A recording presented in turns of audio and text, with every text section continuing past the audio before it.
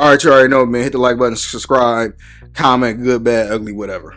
Well, Cam Ward, who's going to be more than likely a top 5 pick out of Miami. I think he played at FIU too before transferring to Miami. Well, he played in a bowl game last week, if I'm not mistaken. And I mean, it was a meaningless bowl game. I mean, he didn't have to play, but he played. They went up against the University of Miami. They went up against Iowa State in the Pop-Tart Bowl, right? And I think Pop-Tart is sponsored by Kellogg's, but Cam only played in the first half. I believe he got a touchdown to where I think he has the most touchdowns ever now in Division I football history, at least Power 5, Power 4 now. Then he set out the second half, and they ended up losing by 1 point to Iowa State. Now, head coach Mario Cristobal said that it was already in discussions with Cam Ward, but he ain't gonna speak too much of it. A lot of people are mad and saying, well, he should have finished the game or just not even played in the first place. But Cam's not trying to get hurt, because if he does, that could potentially cost him tens of millions of dollars, i.e. Former Miami alum Willis McGahee, when he blew his knee out playing against Ohio State. Y'all remember that game?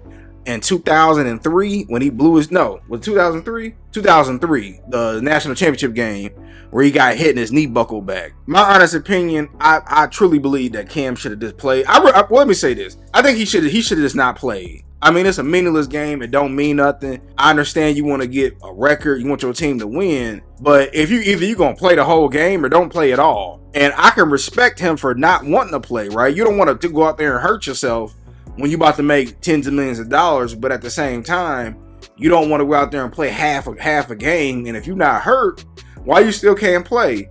You see Shador was out there getting hit so many times. You would have thought Coach Prime pulled him out when they went up against BYU, but he played to the end. Travis Hunter played to the end, and even though they lost, it was still nice to see that they were going to end on the right note. And I'm just, maybe because I'm old school, but I believe that either you play or you don't. And like I said, if he didn't play, I 1000% respect that. But if he do play and only play another half, and then if he would have been in the game, he probably would have been a difference maker. I mean, that makes a big difference. But I understand he got $500 million potentially ahead of him. He's going to be a top 10 pick, so he's going to probably get a $30 million contract guaranteed. And then what happens on the back end if you after your third year, you can get that contract extension, i.e. a Joe Burrow, i.e. a Patrick Mahomes when he got his, i.e. a Jordan Love. All these guys are making $50-60 million a year. Isn't Dak making $60 million a year as well? So, I mean, in my opinion, he just shouldn't have played, man. He just shouldn't have played. You've seen players in the past sit out. What's his name? He played for the San Francisco 49ers. His brother played for the Chargers. What's his name? Defensive end. Nick Bosa, right? Is it Nick? I think it's Nick Bosa. Nick or Joe? I think it's Nick Bosa. When Nick Bosa got hurt his junior year, he just sat out the rest of the year. He was like, look, I'm shutting it down.